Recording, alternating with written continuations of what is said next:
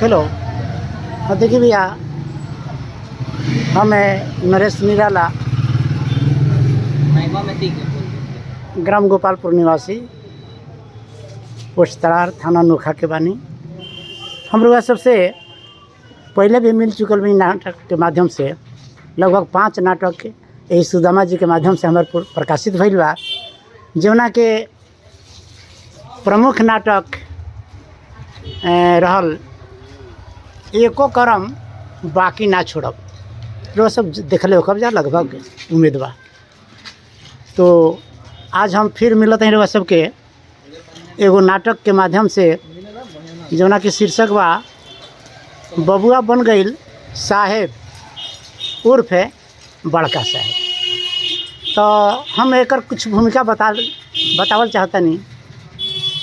उम्मीद ही ना पूर्ण विश्वास बा कि रोआ सब जैसे हमरा के पहले प्यार दे चुकल बन जा, उसे पुनः प्यार देते हुए, आशीर्वाद देते हुए एकरो के पसंद करब जा।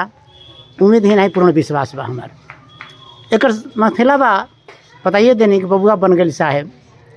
देखिए भैया, एकरा में एक गरीब किसान बान, बहुत मेहनत करके और अपना इकलौता बेटा के जेकर नाम विकास बा और बाबूजी के नाम किस्मत सिंह बा, बहुत अथक मेहनत करके दिन भर पसीना गाड़ के ओकर लक्ष्य बा कि हम जब भी अपना बेटा के देखी तो ये आधुनिक युग में कम से कम बड़का साहेब के रूप में देखी। बड़का साहेब मतलब कि कलेक्टर एक बना के देखी कि गरीब भी कैसे मेहनत करी तो बन सकता है। ओकरा ये विश्वास बा, दृढ़ संकल्प बा कि जब एक चाय बेचे वाला प्रधानमंत्री बन जाता तो हमार बेटा काहे ना बड़का साहेब बने। दिन रात मेहनत करके जब बेटा के पढ़ा के और वो लक्ष्य तक पहुंचा देता, इस बीच में ऐसा कुछ घटना घटता कि वो लड़का बाहर रह के पढ़ता, रहते रहते नौकरी लग जाता और वहीं लव मैरिज कर लेता। बाबूजी के सामने संकल्पित बन पहले से कि बाबूजी हम श्रवण बन के जैसे हमारा के रुआ मेहनत करके पढ़ावतनी वो याद आजीवन रखब। अब बाबू माई के प्यार हम इतना करब जैसे श्रवण कुमार बोझ बन के बोझा अपना कपार पर पिता माता के ढोले रहन, ओकरा से कहीं ज़्यादा हम प्रयत्न करब। आज दिखाई आधुनिक युग में कि आज भी श्रवण कुमार बाणे। नतीजा ये होता भैया, कुछ दिन बाद जब लव करके शादी कर लेता तो जस्ट कहानी पलट जाता है।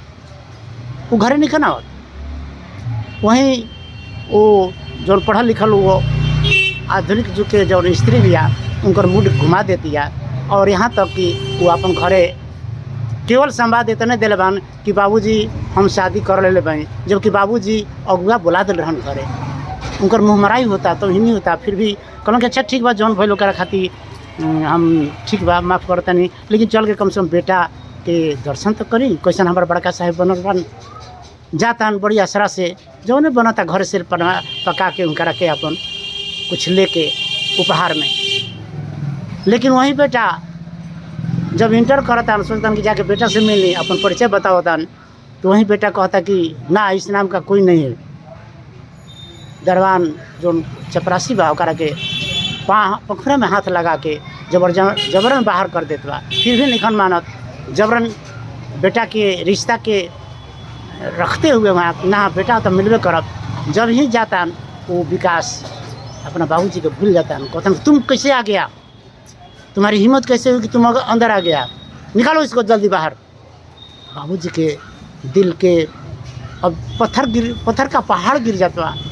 बाबूजी पुनः वहाँ से लौटता, फिर भी धैर्य रखता। अच्छा बहू से तो मिले, वो सकला कि कुछ मतलब कि हमें समझौता करो से या तसल्ली देश पता लगाओ तो डेरा पर ये बीच में रोते हुए कैसे स्थिति में जाता। वो दर्दनाक कहानी बा आगे वो सब नाटक के माध्यम से रुआ सबके मिली देखे के। जब डेरा पर जाता तो वहीं हल बा, पत्नी ओकरों से बीस निकसन नौकर जाए देता अंदर, कैसे नौकर के साथ पहुँचल बान जबरदस्त कह के। लेकिन वो बीच में कुछ समय का अंतराल हो जाता है, एक बच्चा पैदा हो जाता, 2-3 साल के बच्चा बा, ओकरा से मिलता मिलन तो अपन परिचय दिलन तो अपना मम्मी से जाके कहलस।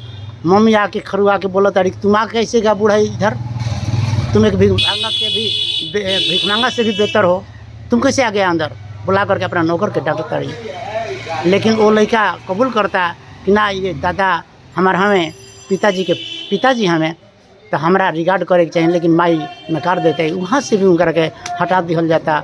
रोते पछाड़ते जब आ जाता घरे तो एक उनका मात्र एकलौती और लड़की दिया, वो सारा संपत्ति आवेश में आके गुस्सा में आके उनका नाम से सब संपत्ति लिख देते बना। संपत्ति लिखला के बाद में बीच में होता कि वो मजिस्ट्रेट साहब जौन बड़का साहब बाड़े वो बेचारे घुसखोरी में धरा जाता। घुसखोरी में जरा जाता तो उनकर नौकरी ख़त्म हो जाता। तब याद आवता कि हम अपना अचल संपत्ति अपना बाबूजी के पास चलें। जब वह आवता तो बाबूजी के देखतन करी तो यहाँ तो कोई के दूसरा जैसे कृष्ण जी सुदामा जी के घर बना दिल रहन वैसे परिवर्तन हो गया बा। पहचान नहीं पाओ तो लोग पूछता कि ये केकर जमीन है, तो लोग कहता कि एक इंजीनियर के जमीन है, किस्मत जी के कोई नाम नहीं रखा। फिर भी लोग पूछता कि हाँ आपके परिचय बताई, तो परिचय बतैले बान कि हम किस्मत सीख ले तो हाँ किस्मत सीखा, लेकिन एक इंजीनियर के हवाले ही बा। अंदर जाए खातिर अब उनको इजाज़त ले बता, जौन इजाज़त बड़का साहब के द्वार पर ही पिताजी मांगत रहन वो इजाज़त आज उनका मांगे के पड़ता। बाबूजी के पास जाता जबरन करके, जैसे पिताजी कर गई रहन वैसे जब जबरन करके अंदर जाता तो पिताजी भी वहीं व्यवहार करता। कैसे तुम अंदर आ गया, तुम कौन हो, डांटो लगता। जौना भेष भाषा में बोल रहन उसी भेष भाषा में हो बोलता। कहता कि तभी कहता कि हम विकास बाबूजी रौरे कलौता बेटा, हमार बेटा कोई नहीं।